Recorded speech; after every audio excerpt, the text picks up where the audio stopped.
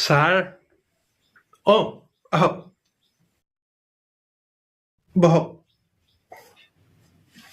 ভালনে ছাৰ ভালে ভালে আপুনি কি মদ খাই আহিছে নেকি নাই নাই নাই নাই ছাৰ মই মদ নাই খোৱা মোক লগৰ এটাইহে খুৱাই দিছে আপুনি নিজে খাওক বা বেলেগে খুৱাই দিয়ক কথাটোতো একেটাই হ'ল ন নহয় নহয় ছাৰ একেটা কথা হ'বই নোৱাৰে এতিয়া আপুনি চাব দেই মোৰ মাথাত যদি চৰাই এজনী হাগি দিয়ে তে মই ঘৰৰ মুৰ্গীটো মাৰি কাটি খাই বৈ এই বাছৰ ড্ৰাইভাৰটোক মাৰিলে হ'ব জানো কি কি কৈ আছে আপুনি নহয় মই মানে এনে কথাটো কৈছোঁ মদ খাইনো বাৰু আপুনি ডাক্তৰৰ ওচৰলৈ আহিব লাগেনে নহয় নহয় ছাৰ মোৰতো গাখীৰ খায়ে অহা কথা আছিলে কিন্তু ঘপকে মনত পৰিলে যে গাখীৰ লিটাৰ খালে 60 টকা